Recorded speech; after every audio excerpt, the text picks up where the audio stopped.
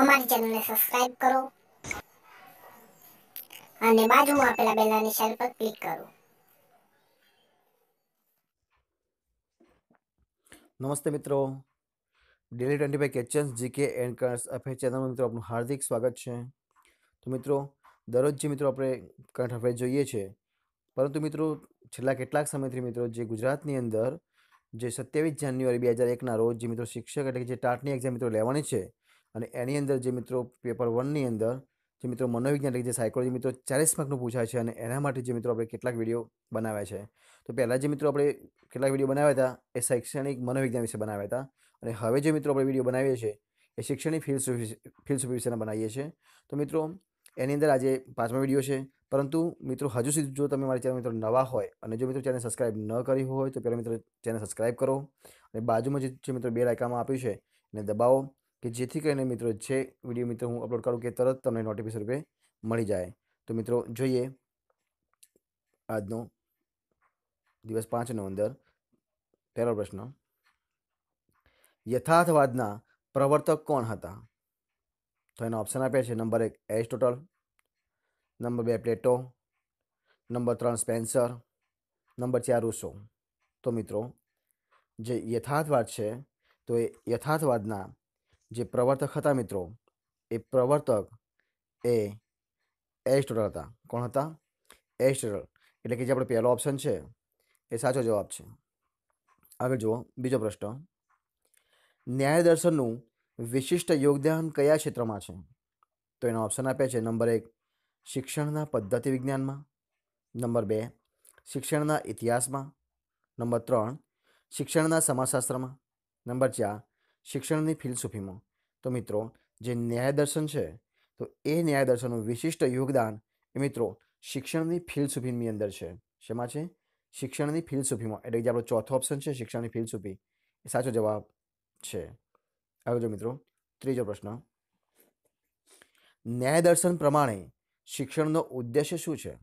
તો એનો ઓપ્શન આપ્યા છે. નંબર 1 ઉચ્ચ સમાજની પ્રાપ્તિ, નંબર 2 જ્ઞાનની પ્રાપ્તિ, નંબર 3 બ્રહ્મની પ્રાપ્તિ, નંબર 4 ઉપરોક્ત તમામ. તો મિત્રો ન્યાય દર્શન પ્રમાણે શું કહે છે કે ન્યાય દર્શન પ્રમાણે શિક્ષણનો મુખ્ય ઉદ્દેશ શું છે? તો એ જ્ઞાનની પ્રાપ્તિ છે. શું કહે છે કે ન્યાય દર્શન પ્રમાણે શિક્ષણનો મુખ્ય ઉદ્દેશ એ જ્ઞાનની પ્રાપ્તિ છે. એટલે કે જે આપણો બીજો ઓપ્શન છે જ્ઞાનની પ્રાપ્તિ એ સાચો જવાબ છે. આગળ જો મિત્રો ચોથો પ્રશ્ન, અંતિમ સત્તા ભૌતિકવાદમાં છે, આધ્યાત્મિકવાદમાં નહીં. આ માન્યતા કયા વાદની છે? શું કહે છે કે અંતિમ સત્તા ભૌતિકવાદમાં છે, આધ્યાત્મિકવાદમાં નહીં. આ માન્યતા કયા વાદની છે? તો એના ઓપ્શન આપ્યા છે. નંબર 1 પ્રકૃતિવાદ, નંબર 2 આદર્શવાદ, નંબર 3 પ્રયોજનવાદ, નંબર 4 યથાર્થવાદ. તો મિત્રો અંતિમ સત્તા ભૌતિકવાદમાં છે, આધ્યાત્મિકવાદમાં નહીં. આ માન્યતા એ પ્રકૃતિવાદની છે. એટલે કે જે આપણો પહેલો ઓપ્શન છે પ્રકૃતિવાદ એ સાચો જવાબ છે. આગળ જુઓ 5મો પ્રશ્ન, આદર્શવાદનું શ્રેષ્ઠ યોગદાન કયા ક્ષેત્ર છે? શું કહે છે કે આદર્શવાદનું શ્રેષ્ઠ યોગદાન કયા ક્ષેત્ર છે? તો એના ઓપ્શન આપ્યા છે. નંબર 1 શિક્ષણ પદ્ધતિ, નંબર 2 ધ્યેય ક્ષેત્રે, નંબર 3 પાઠ્યક્રમ ક્ષેત્રે, નંબર 4 બાળકોમાં. તો મિત્રો આદર્શવાદનું શ્રેષ્ઠ યોગદાન જે છે એ ધ્યેય ક્ષેત્રે છે. કયા ક્ષેત્રે છે? ધ્યેય ક્ષેત્રે. એટલે કે જે આપણો બીજો ઓપ્શન છે ધ્યેય ક્ષેત્રે એ સાચો જવાબ છે. આગળ જુઓ 6થો પ્રશ્ન, પરમાત્માને શ્રેષ્ઠ માનનાર વાદ કયો છે? તો એનો ઓપ્શન છે. નંબર 1 આદર્શવાદ, નંબર 2 પ્રકૃતિવાદ, નંબર 3 પ્રયોજનવાદ, નંબર 4 યથાર્થવાદ. તો મિત્રો પરમાત્માને શ્રેષ્ઠ માનનાર વાદ છે એ આદર્શવાદ છે. કયો વાત છે? આદર્શવાદ. એટલે કે જે આપણો પહેલો ઓપ્શન છે આદર્શવાદ એ સાચો જવાબ છે. આગળ જો મિત્રો 7મો પ્રશ્ન, માનવ સંસાધન વિકાસ માટે કયા શિક્ષણ પર વધુ ભાર મૂકવો જોઈએ? શું કહે છે કે માનવ સંસાધન વિકાસ માટે કયા શિક્ષણ પર વધુ ભાર મૂકવો જોઈએ? તો એના ઓપ્શન આપ્યા છે. નંબર 1 વ્યવસાયલક્ષી શિક્ષણ, નંબર 2 પૂર્વ પ્રાથમિક શિક્ષણ, નંબર 3 માધ્યમિક શિક્ષણ, નંબર 4 પ્રાથમિક શિક્ષણ. તો મિત્રો માનવ સંસાધન વિકાસ માટે એ વ્યવસાયલક્ષી શિક્ષણ પર ભાર મૂકવો જોઈએ. શેના પર? વ્યવસાયલક્ષી શિક્ષણ પર ભાર મૂકવો જોઈએ. એટલે કે આપણો જે પહેલો ઓપ્શન છે વ્યવસાયલક્ષી શિક્ષણ એ સાચો જવાબ છે. આગળ જો મિત્રો 8મો પ્રશ્ન, માનવ સંસાધન વિકાસ માટેનું મહત્વનું પરિબળ કયું છે? શું કહે છે કે માનવ સંસાધન વિકાસ માટેનું મહત્વનું પરિબળ કયું છે? તો એના ઓપ્શન આપે છે. નંબર 1 ભૌતિક પરિસ્થિતિ, નંબર 2 આરોગ્ય વિષયક સુવિધાઓ, નંબર 3 સંસ્કૃતિ, નંબર 4 શિક્ષણ. તો મિત્રો માનવ સંસાધન વિકાસ માટેનું જે મહત્વનું પરિબળ છે મિત્રો એ શિક્ષણ છે. શું છે? શિક્ષણ. એટલે કે જે આપણો ચોથો ઓપ્શન છે શિક્ષણ એ સાચો જવાબ છે. આગળ જુઓ 9મો પ્રશ્ન. ફિલસૂફીનો શાબ્દિક અર્થ શું થાય છે? તો એનો ઓપ્શન છે વિજ્ઞાન પ્રત્યે અનુરાગ, નંબર 2 સત્યની શોધ, નંબર 3 જ્ઞાન પ્રત્યે અનુરાગ, નંબર 4 ત્રણમાંથી એક પણ નહીં. તો મિત્રો જે ફિલસૂફી આપી છે, શું કહે છે કે ફિલસૂફી છે તો એ ફિલસૂફીનો શાબ્દિક અર્થ થાય છે સત્યની શોધ. શું થાય છે? કે સત્યની શોધ કરવી એવો ફિલસૂફીનો શાબ્દિક અર્થ થાય છે. એટલે જે આપણો બીજો ઓપ્શન છે સત્યની શોધ એ સાચો જવાબ છે. આગળ જુઓ 10મો પ્રશ્ન. શિક્ષણમાં પ્રયોજનવાદી વિચારધારા કઈ છે? શું કહે છે કે શિક્ષણમાં પ્રયોજનવાદી વિચારધારા કઈ છે? તો એના ઓપ્શન આપે છે. નંબર 1 બાળ કેન્દ્રિત, નંબર 3 વિચાર કેન્દ્રિત, નંબર 3 પાઠ્યક્રમ કેન્દ્રિત, નંબર 4 અનુભવ કેન્દ્રિત. તો મિત્રો શિક્ષણમાં પ્રયોજનવાદી વિચારધારા છે એ અનુભવ કેન્દ્રિત છે. કઈ છે? અનુભવ કેન્દ્રિત. એટલે કે જે ચોથો આપણો ઓપ્શન છે અનુભવ કેન્દ્રિત એ સાચો જવાબ છે. આગળ જુઓ 11મો પ્રશ્ન. નિષેધાત્મક શિક્ષણ કયા ભાગ સાથે સંબંધ ધરાવે છે? તો એના ઓપ્શન આપ્યા છે. નંબર 1 આદર્શવાદ, નંબર 2 પ્રકૃતિવાદ, નંબર 3 પ્રયોજનવાદ, નંબર 4 યથાર્થવાદ. તો મિત્રો નિષેધાત્મક શિક્ષણ શું કહે છે? નિષેધાત્મક શિક્ષણ છે એ શિક્ષણ એ પ્રકૃતિવાદ સાથે સંબંધ ધરાવે છે. એટલે કે આપણો બીજો ઓપ્શન છે પ્રકૃતિવાદ એ સાચો જવાબ છે. આગળ જો મિત્રો 12મો પ્રશ્ન. પ્રકૃતિને અનુસરો સૂત્રના પ્રવર્તક કોણ હતા? તો એનો ઓપ્શન છે Comenius, number 2 Rousseau, number 3 Herbart, number 4 Kohler. તો મિત્રો પ્રકૃતિને અનુસરો જે સૂત્ર છે એ સૂત્રના પ્રવર્તક એટલે કે એને માનનાર એ રૂસો હતા. કોણ હતા? રૂસો. એટલે કે જે આપણે બીજો ઓપ્શન છે રૂસો એ સાચો જવાબ છે. આગળ જુઓ 13મો પ્રશ્ન. જ્ઞાનના કયા ક્ષેત્રમાં ફિલસૂફીનું યોગદાન મુખ્ય છે? તો એનો ઓપ્શન છે નંબર 1 સાંખ્ય, નંબર 2 ન્યાય, નંબર 3 યોગ, નંબર 4 વેદાંત. તો શું કહે છે કે જ્ઞાનના ક્ષેત્રમાં જે ફિલસૂફી છે તો એ ફિલસૂફીનું મુખ્ય યોગદાન શું છે? તો જે ન્યાય દર્શન છે તો એ ન્યાય દર્શન એનું મુખ્ય યોગદાન છે. એટલે કે જે બીજો ઓપ્શન છે આપણો ન્યાય એટલે કે ન્યાય દર્શન એ સાચો જવાબ છે. આગળ મિત્રો 14મો પ્રશ્ન. બ્રહ્મસૂત્રના પ્રણેતા કોણ હતા? શું કહે છે કે બ્રહ્મસૂત્રના પ્રણેતા કોણ હતા? તો એના ઓપ્શન છે નંબર 1 કપિલ મુનિ, number 2 Jaimini, number 3 Patanjali, number 4 Badarayana. તો મિત્રો જે બ્રહ્મસૂત્ર આપ્યું છે એ બ્રહ્મસૂત્રના પ્રણેતા એ બાદરાયણ હતા. કોણ હતા? બાદરાયણ. એટલે કે જે ચોથો ઓપ્શન છે બાદરાયણ એ સાચો જવાબ છે. આગળ જુઓ 15મો પ્રશ્ન. અષ્ટાંગ શિક્ષણના અભ્યાસ સાથે કયું દર્શન સંબંધ ધરાવે છે? શું કહે છે કે અષ્ટાંગ શિક્ષણના અભ્યાસ સાથે કયું દર્શન સંબંધ ધરાવે છે? તો એના ઓપ્શન આપ્યા છે. નંબર 1 સાંખ્ય દર્શન, નંબર 2 ન્યાય દર્શન, નંબર 3 યોગ દર્શન, નંબર 4 આમાંથી એક પણ નહીં. તો મિત્રો જે અષ્ટાંગ શિક્ષણ છે કયું શિક્ષણ? અષ્ટાંગ શિક્ષણ આપ્યું છે તો અષ્ટાંગ શિક્ષણના અભ્યાસ સાથે જો સંબંધ ધરાવતું હોય તો એ યોગ દર્શન છે. કયું દર્શન? યોગ દર્શન. એટલે કે આપણે ત્રીજો ઓપ્શન છે યોગ એ સાચો જવાબ છે.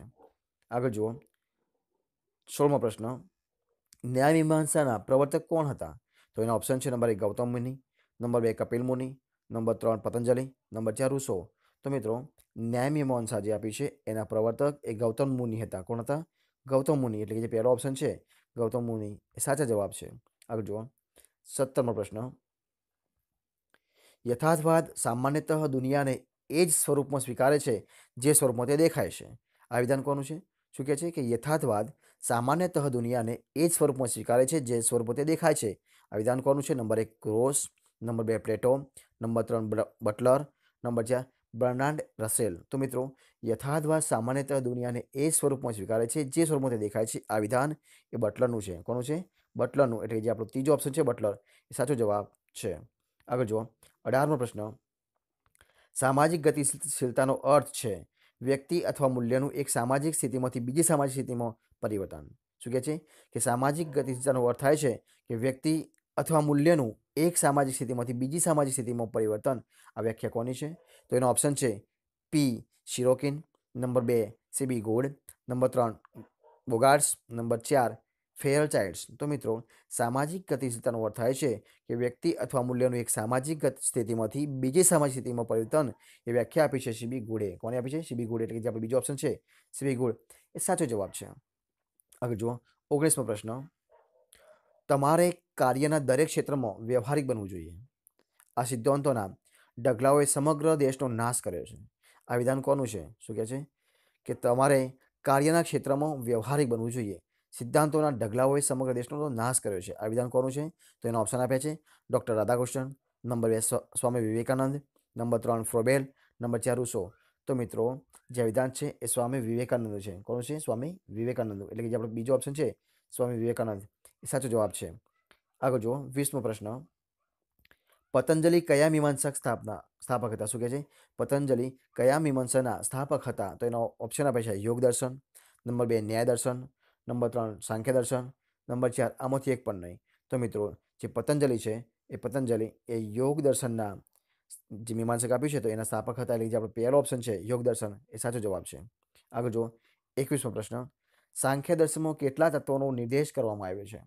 શું કહે છે કે સાંખ્ય દર્શનની અંદર કેટલા તત્વોનો નિર્દેશ કરવામાં આવ્યો છે? તો એનો ઓપ્શન આપ્યા છે નંબર 1 24 તત્વો, નંબર 2 25 તત્વો, નંબર 3 26 તત્વો, નંબર 4 27 તત્વો. તો મિત્રો સાંખ્ય દર્શનની અંદર શેમાં કે સાંખ્ય દર્શનની અંદર 25 તત્વોનો નિર્દેશ કરવામાં આવ્યો છે. એટલે જે આપણો બીજો ઓપ્શન છે 25 તત્વો એ સાચો જવાબ છે. આગળ જુઓ 22મો પ્રશ્ન.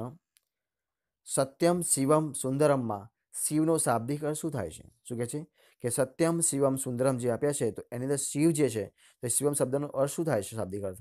તો એનો ઓપ્શન આપ્યા નંબર 1 સારું, નંબર 2 અવિનાશી, નંબર 3 પાર્વતી, નંબર 4 શંકર. તો મિત્રો સત્યમ શિવમ સુંદરમની અંદર જે શિવ શબ્દ આપ્યો છે, કયો શબ્દ જે શિવ આપ્યો છે તો એ શિવ શબ્દનો શાબ્દિક અર્થ થાય છે અવિનાશી. શું થાય છે?